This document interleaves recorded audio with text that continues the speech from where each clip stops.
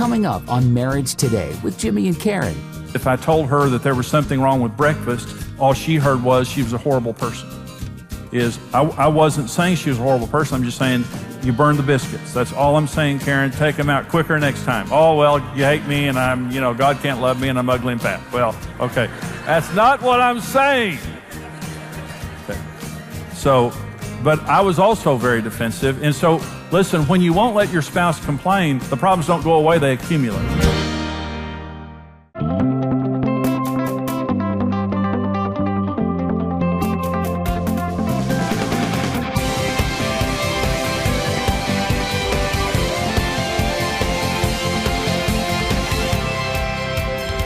When our behavior is destructive, the only answer is to correct it and get it right. Now, I believe there are four basic reasons why people become destructive. Okay, just basic. And the number one is ignorance. We just don't know any better. Hosea 4 says, "My people are destroyed for lack of knowledge." Karen and I got married at 19 years old. I met the pastor who married us the day he married us, and I had not a clue about marriage. Someone mentioned to me in the seminar here during one of the breaks, they said this should be required in every high school is to teach this information. Don't you agree with that? My gosh. We teach math and science and all those things which are important, but we need to teach people how to succeed in relationships. But the truth is, most people didn't come out of a happy home. In fact, many people came out of a broken home where there was a single parent there, and so they didn't see a marriage, or they saw a failed marriage. Well, how do you succeed when you're trying to draw from ignorance? That's what Karen and I both did. I was completely ignorant. In fact, I had a lot of misinformation and deception. The number one thing now that's going to lead you to success is a teachable spirit. And so ignorance is, I believe, the number one reason that so many people are failing today in marriage and are destructive. I've never met a couple who wanted to fail in marriage. I've never met anybody who just wanted to divorce. We get married because we want to be happy. But the Bible says, "My people are destroyed for lack of knowledge." This area of marriage is something, of course, we're passionate about teaching people, but just simple things that you can teach people can very profoundly affect their life. So here's a commitment I'm asking you to make. Okay, just think about this. You're going to read at least one book on marriage together every year.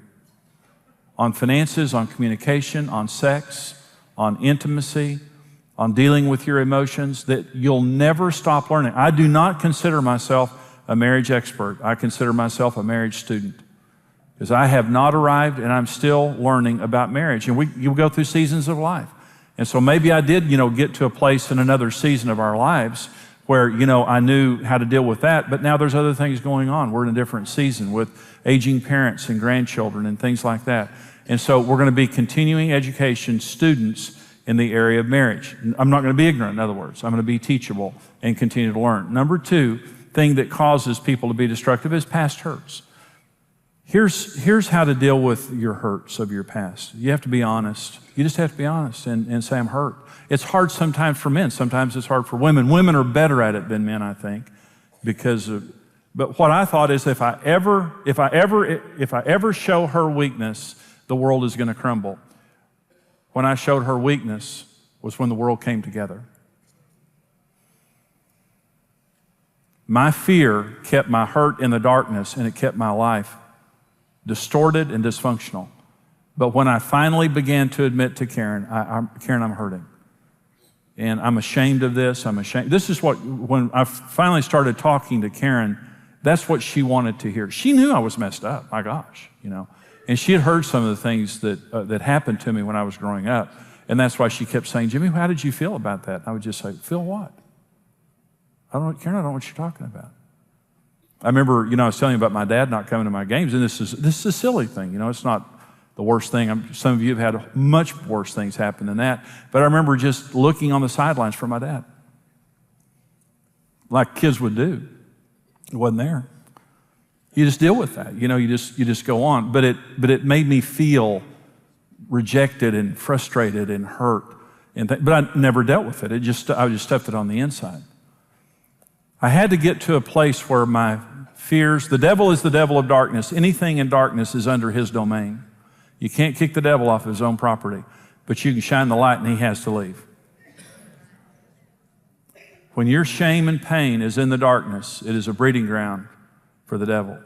And he'll use it against you. And he'll use it as a headquarters to devastate your relationships. But when you turn the light of God on it and just simply say, this is what happened. You don't say it to everybody, but you say it in the right places. So you have to admit your pain. The second thing, you have to take responsibility for your actions. With Karen, I blamed it on Karen. I blamed it on everybody else.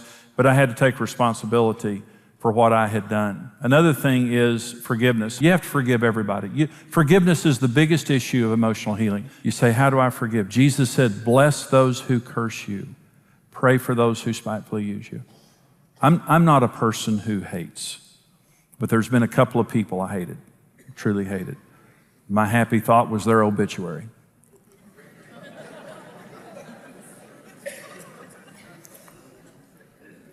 I wanted bad things for them. I had a little dungeon in my heart that I crawled down into and tortured them and came back out. And the Lord told me one day about them, I want you to bless them. And I said to the Lord, Lord, if I bless them and you actually listened and you blessed them, then I've got problems with you. And the Lord, and let me say this, it was changing my personality toward Karen. See, I wasn't mad at Karen, I was mad at them, but I was taking it out on Karen. And that's what I'm saying, regardless who you're mad at, it's going to come out on your spouse more than anybody else. Okay. So in obedience to God, I didn't mean it. In obedience to God, I began to bless this one individual specifically. I did it every day. The Lord told me to do it every day. And after about 10 days, I woke up one morning and I was blessing them and praying for them. And in an instant of time, my heart turned from bitterness to great compassion for that person. You can't hate a person you're praying for. You can't hate a person that you bless. Can't do it. You can't do it long term. And a lot of people say, well, I've forgiven my father for what he did to me. But my feelings just don't change. I've forgiven my stepfather. I've forgiven my mother, my stepmother. I've forgiven my ex-husband, my ex-wife. I've forgiven, but my feelings never change. Bless those who curse you. Another thing that causes people to be destructive is bad friends and negative influences. 1 Corinthians 15:33, it says, do not be deceived. Evil company corrupts good habits. Your friends predict your future. Adultery, divorce, addictions run in groups. Is that you'll find that when divorce happens, when adultery happens, when things like that happen, you find that there's a support system for it. When Karen and I became Christians, when we got married, I didn't like Christians. I didn't want to go into church. Karen wanted us to go to church. I didn't want to go to church because I just didn't like Christians and I didn't want to be around them. But we started going to church. I told Karen, I said, okay, we'll go to church. And we met some great friends in church.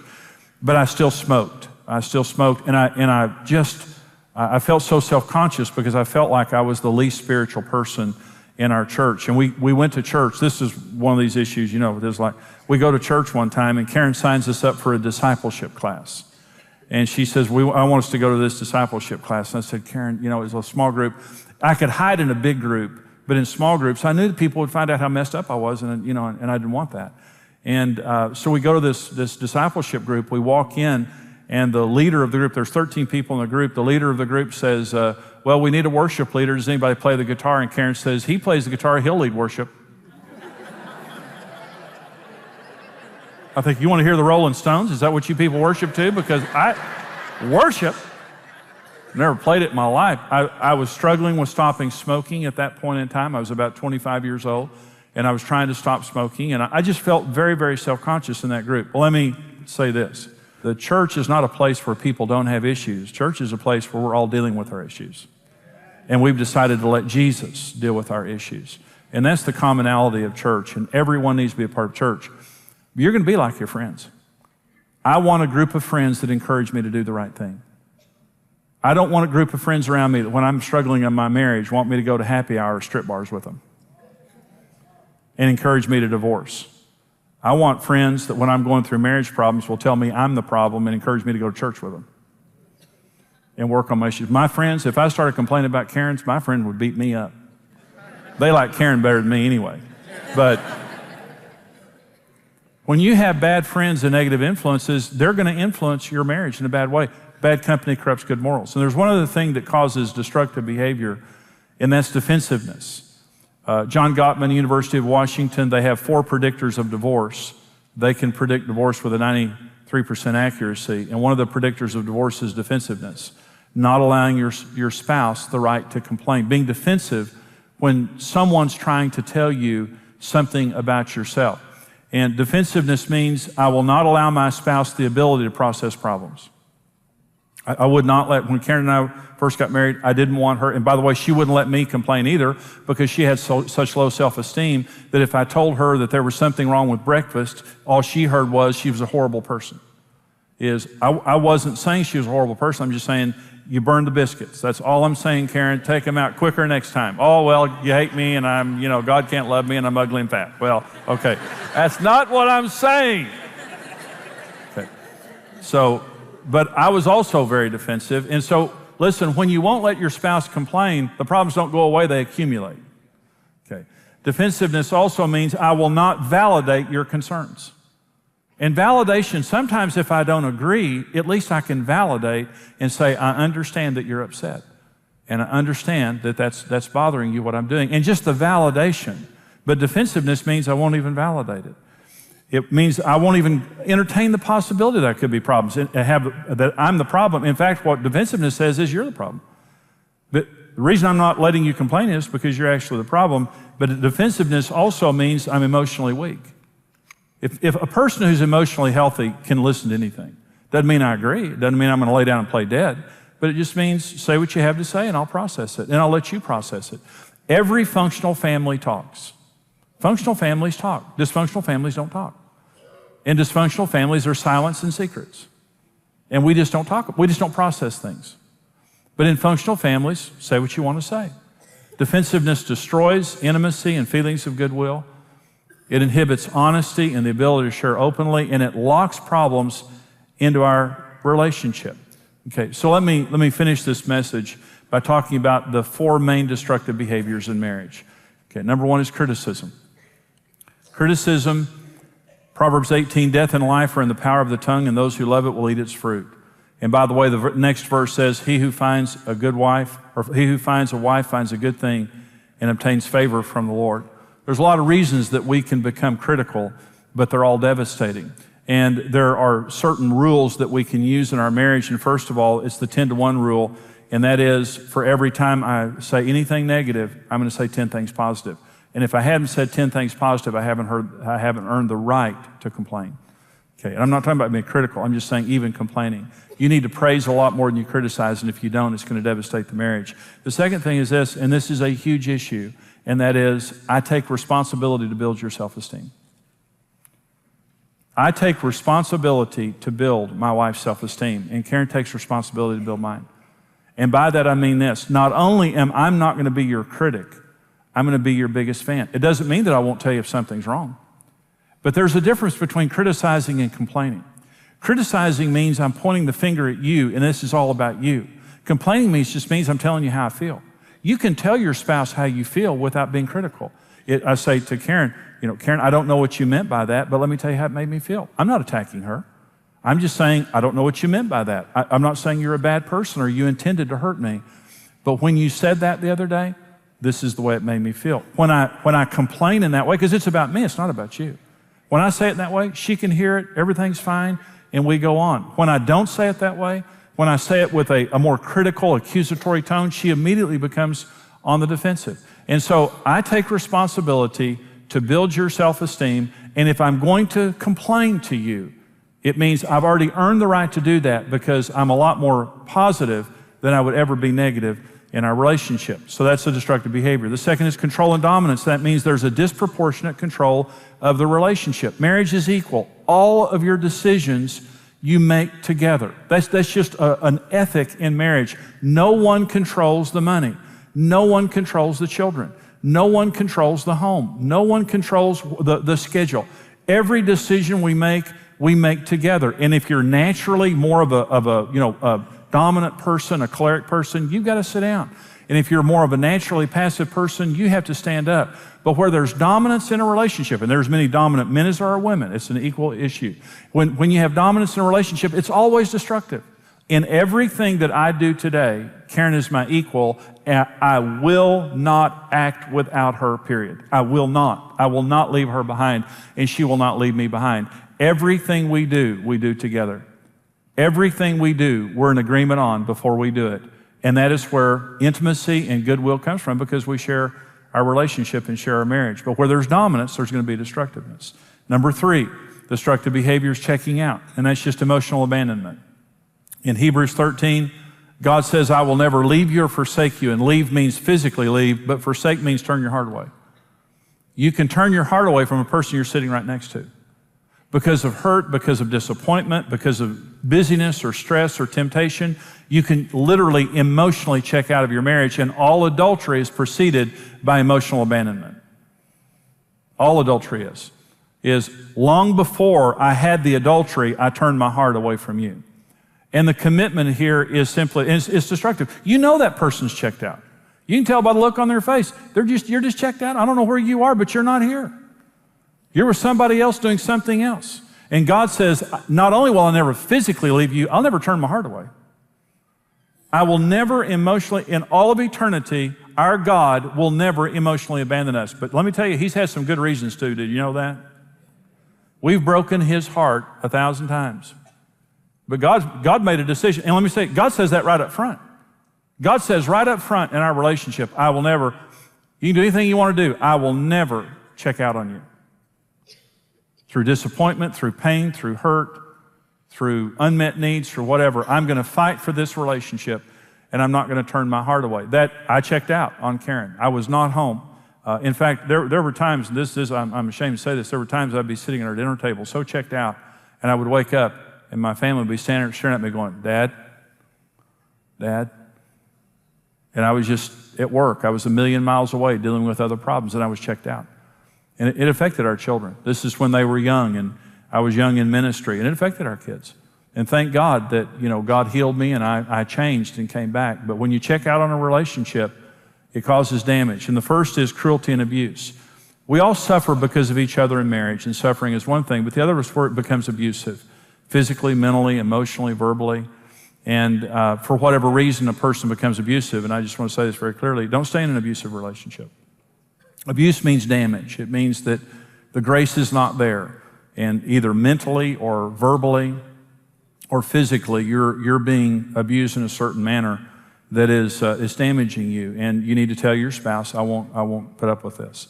Is you have to change your behavior or I'm going to leave. I'm not saying you divorce, but I'm saying you find a safe place to be where you and maybe your children are not being damaged and you're not under that influence. And from that safe place, maybe your spouse has to leave. But from that safe place, you appeal to your spouse and say, I love you, but you have to go get help. You're going to have to learn to deal with your issues in a constructive manner. And if you get help and when you get help, we'll start talking about restoring our relationship, because I love you and I'm committed to our relationship, but I'm not going to be your whipping post. I'm not going to let you use me to ventilate your anger in a wrong way for whatever reason that you have that anger, and make them get help and accountability. Well, I hope you enjoyed that teaching. This is just a part of the 10-part seminar that I do called Marriage on the Rock. It was the first seminar that I ever did, first book I ever wrote. Was Marriage on the Rock. It still is to this day the most important marriage teaching that I do. And we want to put this into your hands, the full seminar series and the book. We want to put it into your hands. And right now, for your gift of any amount to Marriage Today, we want to send you the CD single, The Most Important Issue in Marriage. It's the first teaching in the seminar. It's the first chapter in the book. And it is the most important issue in marriage. It will change your life. It will change your marriage. For your gift of $50 or more, we want to send you the full series on CD, the full 10-part Marriage on the Rock series, plus we'll send you the book. For your gift of $110 or more to Marriage Today, we're going to send you the Marriage on the Rock book, the 10-part DVD series, plus our special romance book called Happy, Happy Love. We want to put these into your hands to change your marriage and to help you solve any problems if you're experiencing any problems in your relationship, even if you're single or divorced, to give you hope, to prepare you for a marriage. But also to understand we're a mission and we're a ministry that goes all over the world. When you're helping Marriage Today, when you give to us, not only are you blessing your own marriage, you're helping us to reach couples all over the world and keep little children together with their parents. Go online right now, pick up your telephone, and order these important resources. Marriage on the Rock, the best-selling book and series, is the essential resource to having the marriage of your dreams. Through this power-packed series, marriage expert Jimmy Evans will show you how to deal with real-life challenges and offer easy-to-understand solutions that will transform your relationship. Jimmy will address all the major issues a couple will encounter, like communication, finances, sex, kids, his and her needs, blended families, and much more. For your gift of any amount, you'll receive the CD single, The Most Important Issue in Marriage. For your gift of $50 or more, we'll send you the Marriage on the Rock book and CD series. For your gift of $110 or more, you'll receive the book and DVD series, plus the Passion Reigniting Happy Happy Love book. Discover God's design for your dream marriage. Whether you've been married for years or just preparing for the journey, experience Marriage on the Rock today.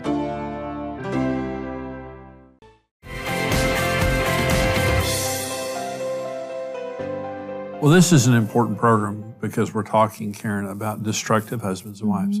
You know, there is suffering in marriage, and we all suffer in marriage because of each other. I mean, we're all imperfect.